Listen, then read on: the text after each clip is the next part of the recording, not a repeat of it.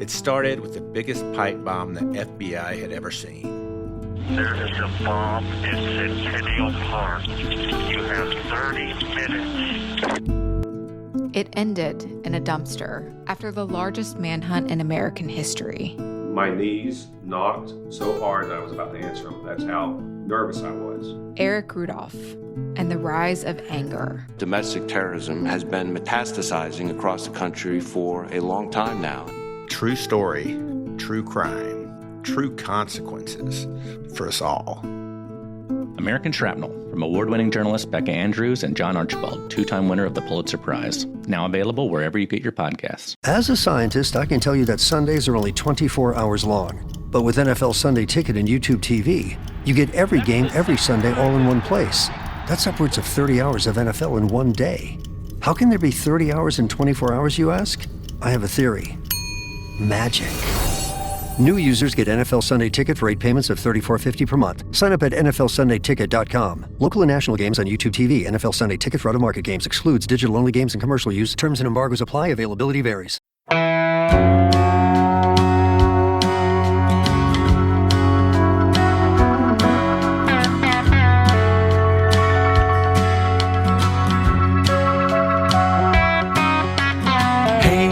Hey, where you been?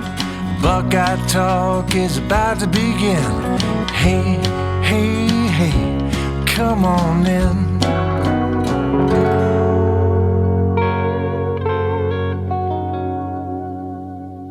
Welcome back to Buckeye Talk. I'm Stephen Means, and that's Stefan Krajisnik, and that is Andrew Gillis, and we're coming to you from inside of Husky Stadium after Ohio State's 24-6 win over Washington to improve to 4-0 in the season and 1-0 in Big Ten play. Washington snaps its 22-game win streak at home, and Ohio State has now won 20 straight road games against unranked opponents. Here's what we're going to do on this podcast, because I think there's two very different conversations to have coming out of a game like this. One is super, super positive, and the other one, I don't think it's pessimistic. It's just more what the heck is going on that side of the ball. And so we're deciding, since the postgame pod is often over the top reactive, that we're going to put that energy into the defense, who through 4 games has allowed 7 points to Texas, no points to Grambling, 9 points to Ohio, and 6 points to Washington. So 2 touchdowns in 4 games. And if my math is correct, 22 points overall. So essentially, if Ohio State had not scored in any other game this season,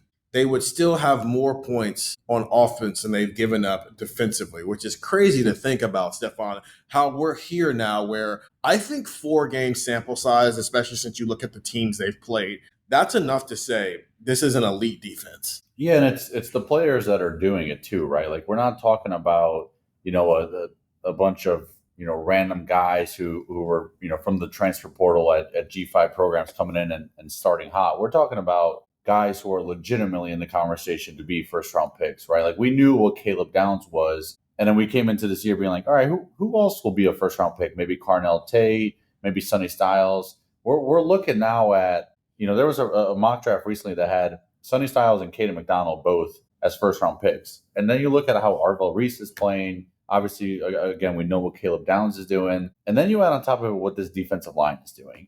And specifically at defensive end, what you saw from Kenyatta in just such impressive fashion against a difficult, Washington offense with Damon Williams and Jonah Coleman and, everything that they can do there. And then on top of that, Caden Curry, who another guy who's waited his turn, and not only did he dominate against Washington, he did so in record-breaking fashion.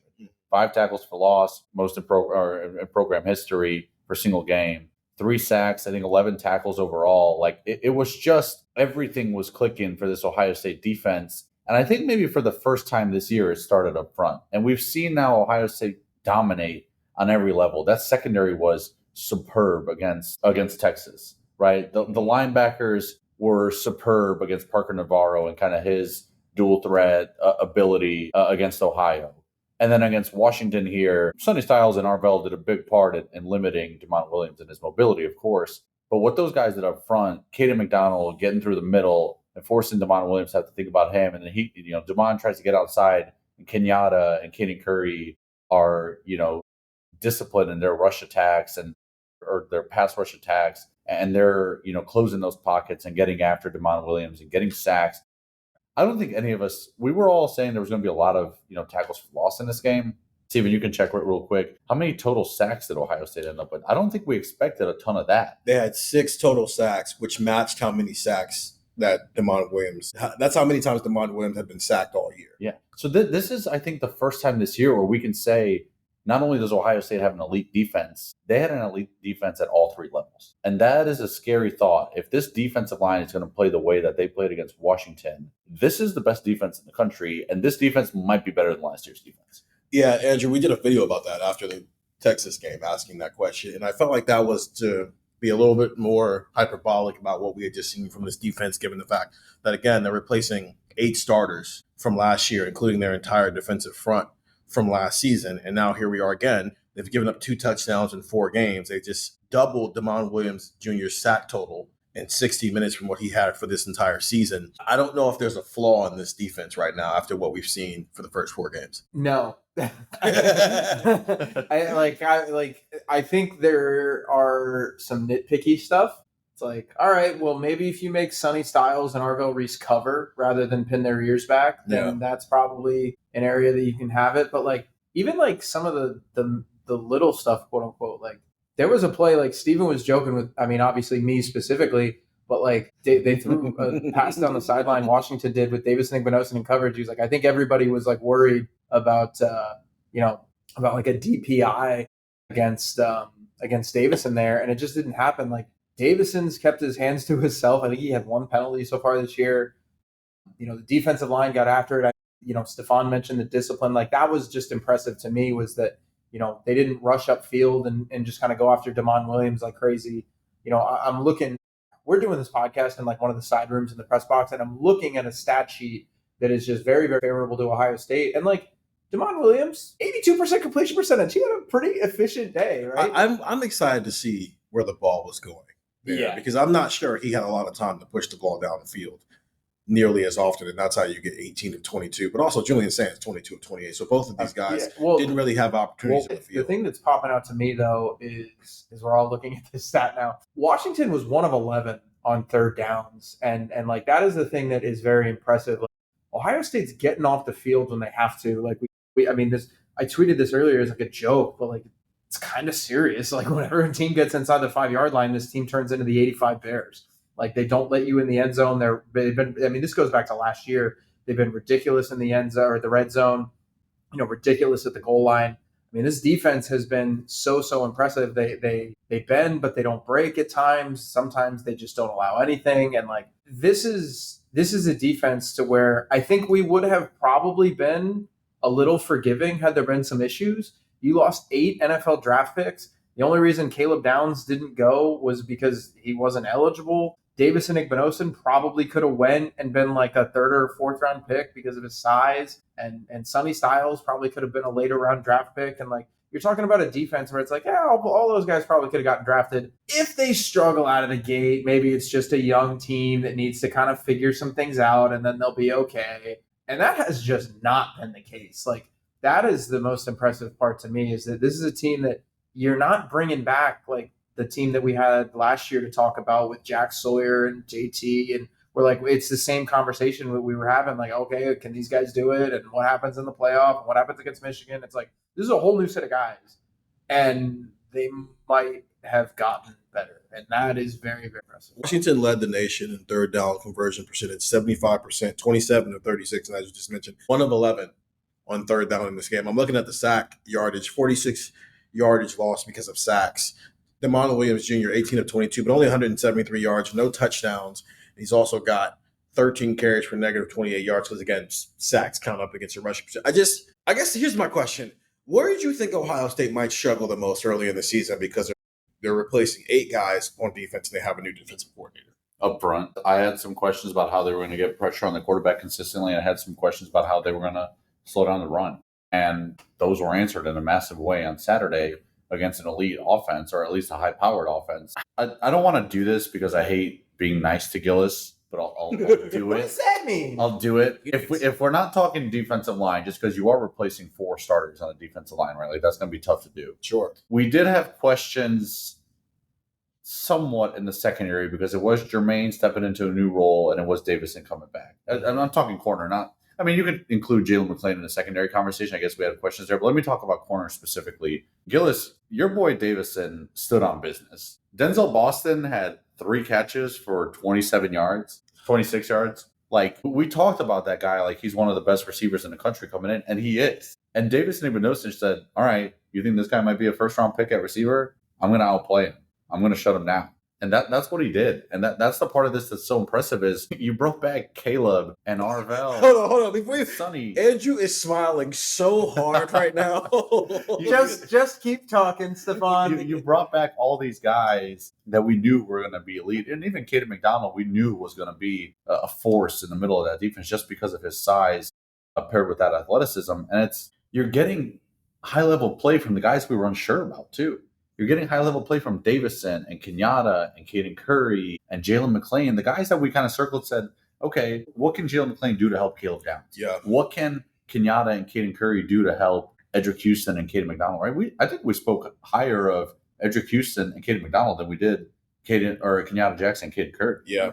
Yeah. And like that's the level that it was at. And now you're watching this game being like, all right, sure, you think Caden Curry is the 9th best player on this defense? Okay, here's 5 tackles for loss. Like the places we had questions, that's where they're getting some of their best play right now. And it's because these guys have spent their entire careers being backup. So even when they flash, it's like, okay, that's fine. But can you do this now that you're having to play 45, 55 snaps per game? And the answer is yes. Caden McDonald made the game-sealing sack at the end of the game. Caden Curry is a monster. I know he only had 3 sacks. I can't wait to see his pressures. I felt like he was tormenting tackles the entire time. This is not a comparison in terms of player. It's a comparison in terms of engine. Max Crosby. Watch Max Crosby play and the way every single play he is in it. Like 100%. Like the play's over and Max Crosby's still sprinting. That's how Caden Curry plays. Caden Curry's not as good as Max Crosby, obviously. Max Crosby is an all-pro NFL player. Sure. Caden Curry plays with that type of motor. And when the play's over, or when you think the play's over, Caden Curry's still there. Why didn't Michael Thomas called Caden Curry Joey Bosa today on Twitter. Can I ask a question? Why were none of us even thinking about driving the bus for Caden Curry before the season? I think there was part of it where it was very reasonable to suggest that Caden Curry was not going to be in the top 2 of this team's defensive end rank. They went out and they had Kenyatta, and was it Jeremiah Smith who said Kenyatta Jackson is like a first-round talent and first-round pick? All right, so we knew that I remember like right when I showed up on the beat in 2023, there was this idea of Kenyatta Jackson as a situational pass rusher and all this other kind of stuff, and like that was fine. Kenyatta had felt like the guy who had been maybe most hampered by JT and Jack staying, right? Sure. Like, Kenyatta felt like the guy who was like next in line that, maybe had to wait a year longer than he could have. But they went out in the portal and they got a dude from North Carolina who had 7.5 sacks last year. Hopkinson had like a good year for the Tar Heels, and they brought him in. And like Steven and I were kind of noting at one of the recruiting camps in June where we were like, that guy's long. Like that guy's really long. And it was not out of the realm of possibility that Caden Curry was just not a starter. And I mean, I kind of went on my rant about like, CJ Hicks, and I was kind of done with this whole notion of like, oh my goodness, he's going to be the greatest player in the world and he's Micah Parsons and blah, blah, blah. Like I was like, just show me. Like, but some people did kind of buy into that. And you had so many different options at defensive end that it wasn't unreasonable to suggest that Caden Curry was just going to be a rotational guy, a guy who comes off the bench. And he's been probably the best defensive end. He's not shiny. Substance, not flash. No, he's both. He's substance, and he had 3 sacks today. That's fair. The last time the Ohio State defensive lineman had 3 sacks, I'm pretty sure it was Tommy Togiai against Penn State in 2020. Because even JT Tuimoloau, I think he had 2 sacks in that game. His game was a fool-around game. I think what it is, and Stefan was doing the same thing I'm doing right now when looking up Caden Curry. He was the number 123 player, number 13 edge rusher in the country. He's also from Greenwood, Indiana. And I remember, shout out to Burn for this. Burn back then used to say if Caden Curry was from Texas, he'd have been a 5-star. But he's from Greenwood, Indiana. Whatever that, it does matter, right? Where you grow up sometimes is how they kind of rank those things. He has always flashed. Last year, he had 13 pressures. The year before that, he had 11 pressures. The year before that, he had 3 pressures. He has always flashed. But coming out of high school, he was a number 123 player, and he was 6'2", and now he's 6'3", 260 pounds. Kenyatta Jackson looks like a first-round draft pick because he's 6'5", 160 pounds, and has a bit of a bend. DJ Hicks is the 5-star, but also Kenyatta Jackson's from South Florida. So, that's the guy who's next. CJ Hicks is a former 5-star. So it's like, hey, this 5-star who probably should have been coming off the edge the whole time is coming off the edge now. Maybe they unlock something. And as you just mentioned, Bo Atkinson had 7.5 sacks for North Carolina last year. And they didn't go get him for nothing. No. It wasn't like they got him and they were just like, hey, sit on the bench. Right. But also the way we talked about Max Clare and that they didn't need to go get Max Clare, but that's a good player. So you want him, you go get him. They didn't need to go get Bo Atkinson, but you never turn down depth on your defensive lineman. The more you have, the merrier. He's not shiny. He wasn't interesting to talk about. And that's on us in the media to do a better job of that. So this is me holding myself accountable to that. But he has always flashed. And now he's getting 40 to 50 snaps a game. And so now it's not just, here's Caden Curry in his 11 snaps where he's going to flash on 7 of them. No, now it's Caden Curry has 11 tackles, 5 tackles for loss, and 3 sacks in the Big Ten opener in his first Big Ten start. And I think that his recruiting background, how he grew up, everything about Caden Curry has been so under the radar, underrated, that none of us were coming into the season and going, hey, this guy's going to do this, right? If we'd have said that someone is going to have 11 tackles, 5 tackles for loss, and 3 sacks, but how many people would we have said before Caden Curry? Yeah. And that's not right. We probably should have been more anticipating this type of performance because he's been doing this for 3 years. He, more than Kenyatta Jackson, has been the example of, well, how come you haven't done more? Did you see the 2 5-star recruits who were in front of me the last 3 years of my life? Now they're going. I mean, we talked last year before the Indiana game. Indiana could use Caden Curry right now. Could have just brought him home. But here he is now having a breakout performance. He said no names. Well, Mr. Caden Curry, you're not going to be a no name after this game. They're going to start game planning for you because Kenyatta Jackson's sack was great. But you know who set up the sack? Because Caden Curry on the other side just completely sped rush on the offensive tackle, and now Damon Williams is running for his life and just so happens to run into the arms of Kenyatta Jackson, who already has a tackle in his arms. So that's a long analogy to say new stars are starting to be born on this defense. Yep. And it's stars where, I said this in the preseason, here's what we're going to learn about some of these guys who have been waiting their turn. We're either going to learn, they were waiting their turn because Jack and JT were good, but also they weren't good enough to play, which is where they were in 2021 with these linebackers. They finally got their chance and they weren't good enough to play. Or we're going to go, no, Jack and JT were just that good, and so you didn't play those guys that much. And now they're getting their opportunity, and you're going to be going, how come you didn't play more? I am now at a spot with the Cadens. Why didn't you play them more last year? Because they are, Caden McDonald's probably a first-round draft pick. And I think if Caden Curry was not 6'3", 260, and from Indiana, if he was 6'5", 270, and grew up in Texas, would we be going, is he going to be a first-round draft pick at defensive end for them? Yeah. He's elite. And like Caden Curry, be a lesson, to younger players of treat your special teams reps seriously, right? Like there was a play. He's on special teams as a defensive end. Yeah. Like there was, it might have been the opening kickoff that Ohio State received, or it was, I think that's what it was. And Caden Curry is running off of the field. Right, like he was on kick return, running off of the field, if I remember correctly, pumping up like the Ohio State fans in the crowd. It literally gave me flashbacks last year to the game at Oregon, where Ohio State scores, they take the lead, and we're like, whoa, there's a lot of Ohio State fans in here. You know how we found that out? Because when the kickoff went out of bounds, Caden Curry sprinted to the end zone and got the Ohio State crowd into it by trying to amp them up. Like, that dude plays 100% no matter what facet of the game it is. And last year, you're thinking, okay, he's giving 100% on special teams because he's trying to earn reps. All right. He's a starting defensive end, and he's doing the same thing. Like this dude, the dude is special in terms of the energy he plays with, and it's now turning into production. It's turning into stats. It's turning into numbers. It's turning into a massive impact on the game. And I want to say it's a feel-good story. He's a 4-star prospect who went to Ohio State. Like everyone knew that was in him, right? This isn't a guy who started at an FCS program and worked his way up. Unranked recruit. Yeah, right. Like 123 is still significant. Yeah. But at the same time, like this is a guy who waited his turn, and while waiting his turn, gave his all, right? Because there was even reps where he, the snaps that he did get last year on a defensive end, they were real reps, and he took them seriously and did the same on special teams. And now it's translating to an incredibly high level of play. And you walk out of this game, we're going to, sometime this week, we're going to get the offensive MVP, defensive MVP. Caden Curry is going to be this team's defensive MVP It's for not this even a game. conversation. Yeah, Right. and like, I think we're kind of seeing that this wasn't, Caden Curry and Giz, I mean, to a lesser extent, Kenyatta Jackson. Like, they weren't playing because like they stunk. They were playing because they had a second round pick ahead of them in JT, and they had Jack, who was a fourth round pick, who, I mean, like, maybe if his arms were a little longer, he's a second round pick, right? Like, he's a really good player. And,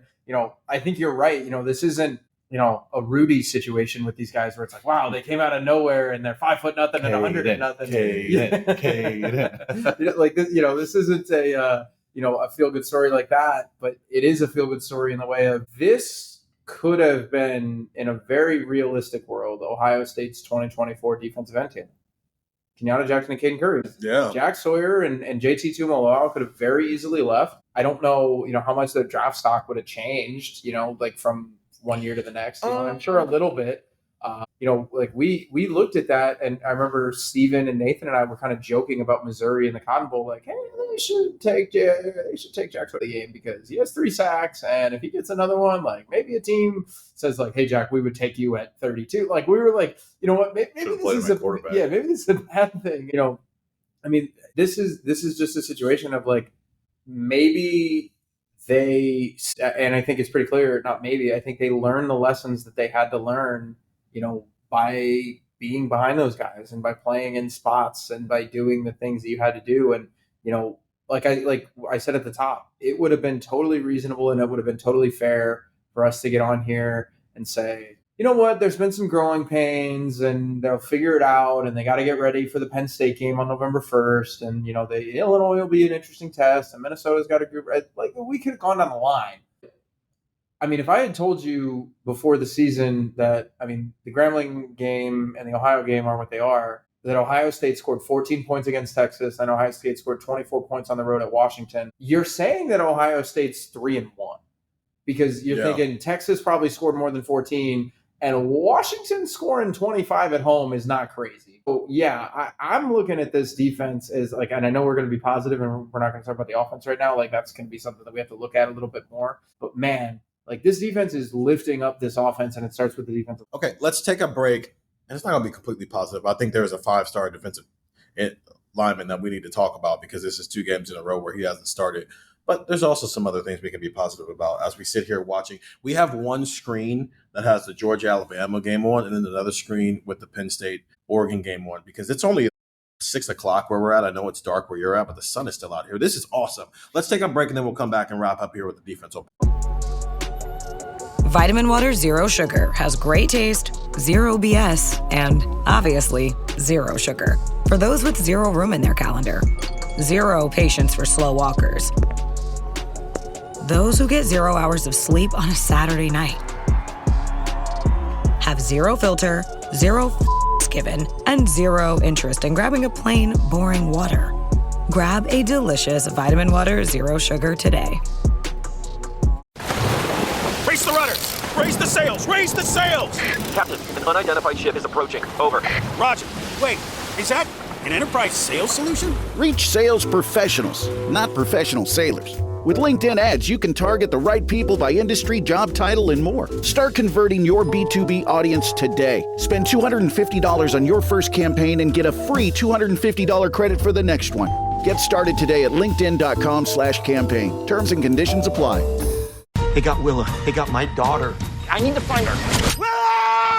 From acclaimed director Paul Thomas Anderson. You can save that girl. Today, experience what is being called the best movie of the year. This is the end of the line. Not for you. Leonardo DiCaprio, Sean Penn, Benicio del Toro, Tiana Taylor, Chase Infinity. Let's go! Here I come. One battle after another. Now playing only in theaters. Experience it in IMAX. Rated R. Under 17, not admitted without parent. You can't hide. Hey, it's Paris. You know I love sparkly things, right? Like stars. Duh. And thanks to Hilton and AutoCamp, I just slept under them. Picture me, serving looks by the fire outside my luxurious Airstream, making s'mores with the kids, while a national park is our backdrop. The great outdoors meets Hilton hospitality. That's hot. Explore all the new ways to stay at Hilton.com. Hilton for the stay. We're back here on Buckeye Talk. Stephen Means, Stefan Krajisnik, and Andrew Gillis talking about Ohio State's 24-6 win over Washington to improve to 4-0 and 1-0 in Big Ten play. So what do we make of Edric Houston and what's happened here? Ryan Day talked about it on Tuesday, and he used the word consistency.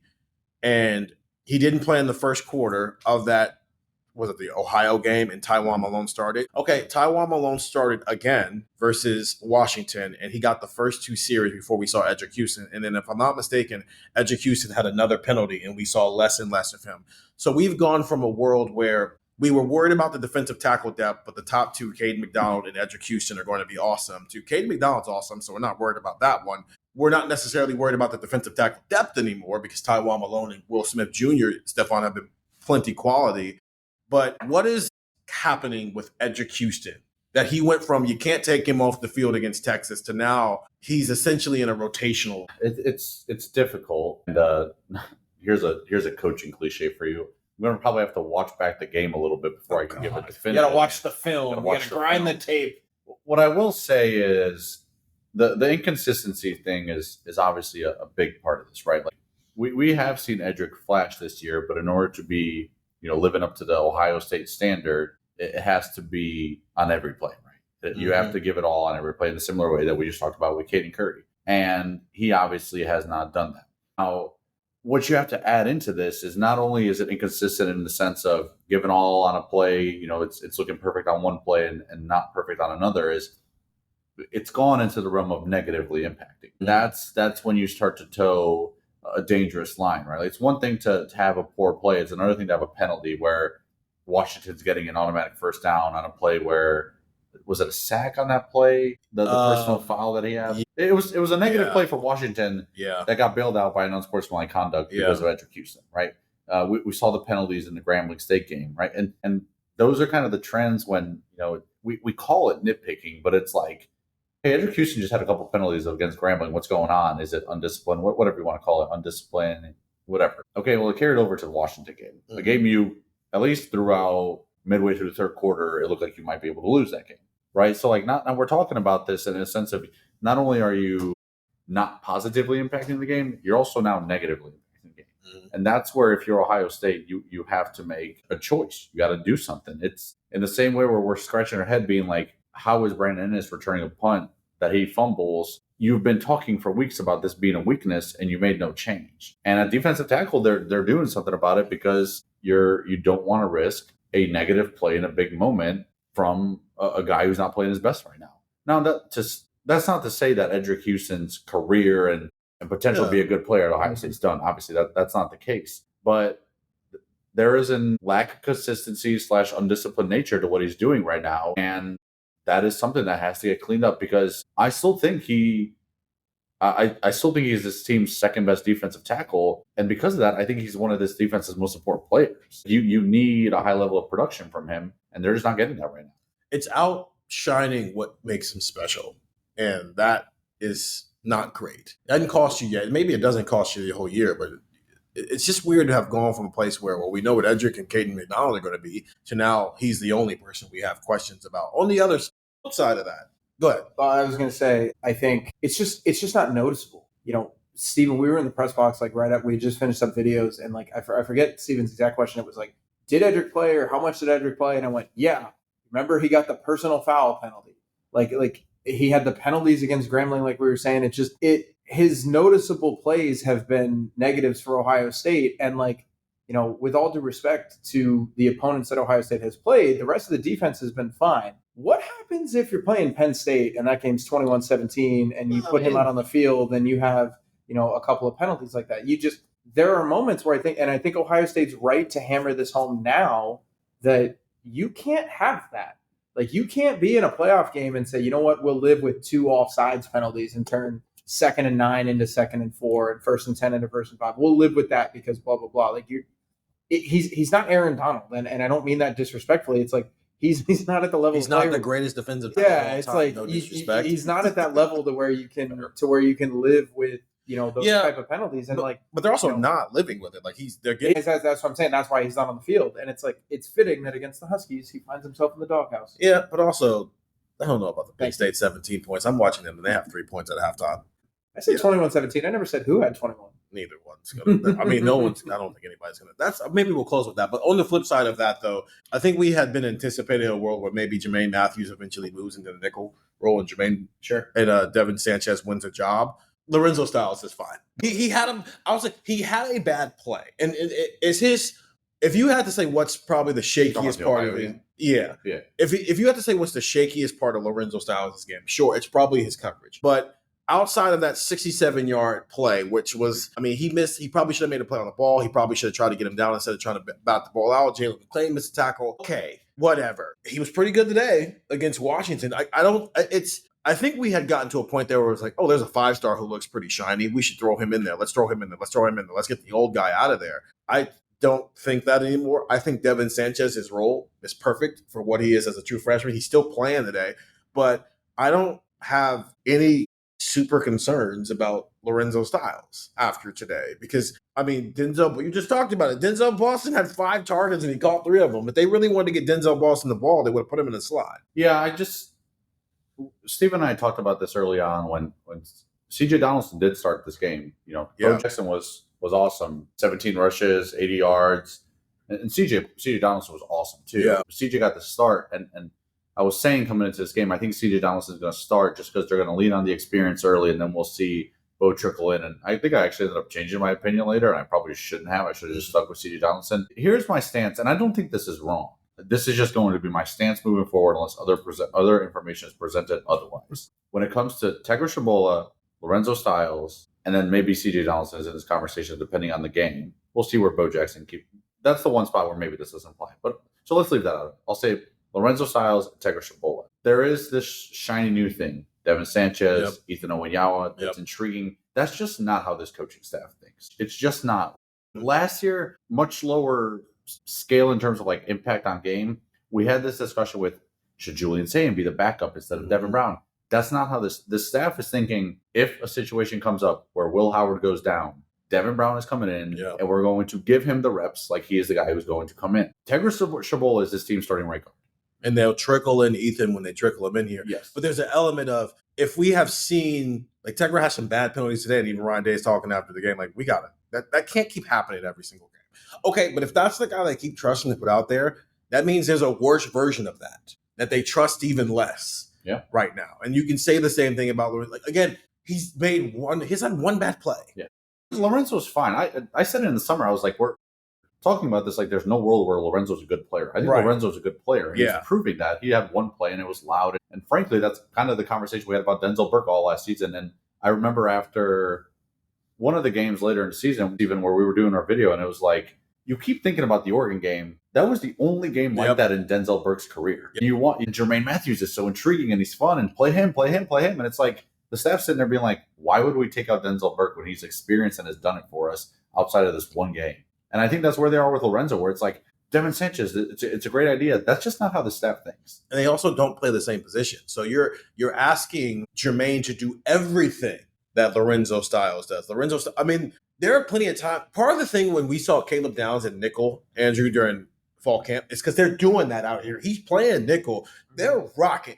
Jalen McClain's the free safety, and they're just kind of rocking Lorenzo Styles and Caleb Downs back and forth, depending on what type of look they're gonna give on a certain moment. So yeah, Lorenzo's fine. He just had a bad play, and then he got hurt. And so we were like, ooh, a shiny new toy. Let's put him in that position. Anything else we want to bring up in bragging about this defense? Special teams applies this defense. Put Caleb Downs back there at punt returner in every big game and have him secure the catch and call it a day. That's it. It doesn't need to be a weapon. I do not believe it has to be a weapon, because right now in the attempt to try to make it a weapon, it's costing you possessions. You had one first quarter possession because Brandon Ennis had a good punt return and then fumbled at the end of it.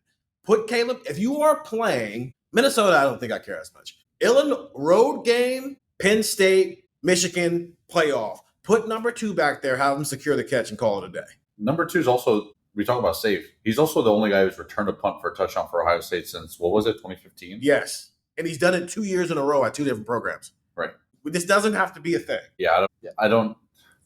It's like it's a glaring issue that you're just letting be, and like we talk about, like this could cost you. Like even today we're talking about like this could cost you down the road when you're playing a good team. It almost cost you against Washington. Washington had a 3-0 lead, and we praise Ohio State. The dumbest fake field goal of all time. Yes, but also we praise Ohio State's defense and did a great job. If you're covering Washington, you're saying a few dumb penalties, stupid, fake field goal, and this is a different game. Like, how did you took advantage? You are the food, and Ohio State played with its food for the entire first half. In Washington, you did nothing to take advantage. Like if you're Washington, if you're covering Washington right now, you're doing a podcast saying probably should have had like a 10, 13-7 lead at halftime. Probably should have won the game. I don't know about win the game, but you should have had a lead at half.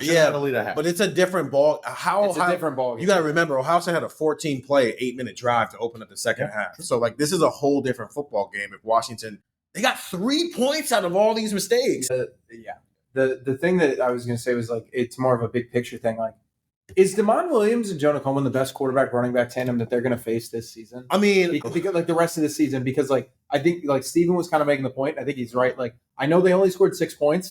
I don't like Damon Williams as a quarterback. I think he's really good. But Jonah Coleman, 13 carries, 70 yards, but he had a long of 34. When you take that run out, now I know, I've kind of made that case on before. Like, he even still, he did average 5.4 yards a carry. Like, they let him get away for one run, which again, dicey. But you can't take it out because that's how we're talking about Bo Jackson. Even still, like 5.4 yards a carry, you can kind of live with that. And Damon Williams, like I thought he had a pretty solid game. It's just, you look at what's going on in the rest of the schedule. I mean, is Lindsey and Darius Taylor at that level? And I'm using this to praise Ohio State's defense because Haynes and Underwood might be it. To be honest with you, Aller and whatever they got at Penn State. They got 2 dudes at Penn State, so it's probably one of them. But I guess my point is, like, this is one of the best quarterback running back tandems you're going to face, and probably the best quarterback one, running back one, receiver one trios that you're going to face all season long. And you surrender 6 points. Last question. 7-0-9-6. When does Ohio State give up double-digit points in a game this season? Mark it down right now. Illinois, because I think there might be You mean the team who only scored 10 points on Indiana? Yes, because I think because what I'm thinking of, it's a funny question because you're asking it, and it's like, what if that game's 31-7 and your backdoor coverage. Yeah, and then you get a backdoor answer to Stephen Means' question. So I'm going to say Illinois. I don't think Minnesota does it because you guys are more sold on Lindsey than I am. Listen, I don't know about Illinois because their offensive line's banged up and Luke Altmaier isn't all that mobile. Like, Kenyatta and Caden might just be teeing off against that's the thing. They're done playing mobile quarterbacks for a little bit here. Yeah. So they finally just get to tee off in a way that they have not. They have been forced to play QB contain and let the linebackers eat for 4 games. And it just worked out against Washington because Damon was one read running. But they finally get to tee off on quarterbacks, and that drastically changes the way that Matt Patricia might scheme things for the next couple of weeks. But what's your answer, Stefan? When's the next time Ohio State gives up 10+? I'll say Penn State. That was going to be my answer. But they scored 12 points or something. My confidence, I'm thinking about it's not like Penn State was moving the ball without a pick 6 last year. What's that final score without a pick 6? That might, because we're talking about defensive points a lot, right? Like Julian saying, give up a pick 6 or something. Yeah, this is simply the defense because the defense didn't give up 10 points to Penn State last year. When's the next time the defense gives up 10 points in a game? I'll say Penn State just out of principle, but man. So Penn State has 3 points at halftime against Oregon right now. Yeah, this is unfair to do this. Again, I think it's going to be a stupid one. Based on the other game, I'll say Alabama in the second round of the playoff will score 10+ on Ohio State. I think if we weren't watching the games in the background, I probably would have said Penn State. But I'm gonna mark. Again, it just feels like a stupid one where the game's out of reach and then the backups score, the starters score. Yeah, but that's like those are the words of a betting man who just wants to be right. Ain't we all? I think they might not give up 10 points until Michigan. I mean, seriously, the teams get down to the 4-yard line and it's still impossible. So the goal line / red zone defense is insane. Washington at one point got one of their trips down to goal line that didn't go successfully. Yeah. I just can't get Chris Fowler's voice out of my head of that Texas game where he's like, I'm telling you, you can try. Like when Texas right before the Scoop score, he's like, I'm telling you. We talked about this on the rewatch. Fowler's like, you do what you want to do. It ain't easy. Listen, Texas tried to go through them, around them, and over them, and none of it worked. Texas again tried to go through them, around them, and over them, and none of it seriousness, worked. I think we talk about trick plays. I'm not talking about the fake field goal. That was a disaster. we talk about trick plays, like think about Purdue upsetting Ohio State like years back. Yeah. Where it's something at the 50-yard line, it's a double reverse, you chuck a 50-yard. Like if you're James Franklin or Sherrone Moore or, maybe Dan Lanning going into the Big Ten championship game or Alabama or Georgia going into a playoff game, like come up with a Philly special, like from like the 2-yard line. Cause that might be your best bet. Like you might have to pull out some trickery at the goal line, not at the 50-yard line.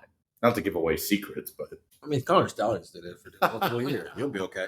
Yeah, I think it might be the Michigan game. It's just they just don't give up points. It's going to be next week. It's 100% going to be next week. Now, of course, because we talked about it, it's going to be next week. This defense, man, it's special teams counts as defense.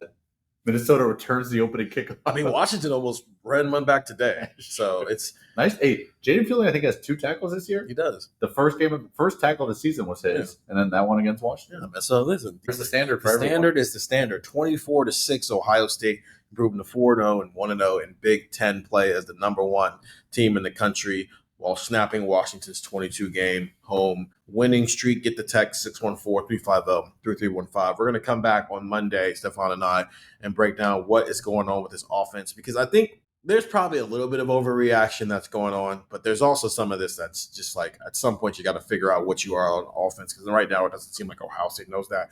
But on this reactionary post-game pod, the defense deserved to have some light shined on it. And so we decided to spend 45 minutes talking about the defense. We'll talk about the offense on Monday, 614-350-3315. Ohio State puts this game in its rear view, and now they start getting ready for their only home game in October, and that's against Minnesota next week. That's a night game, Big Ten night game. It's been quite a while since Ohio State's had a Big Ten night games.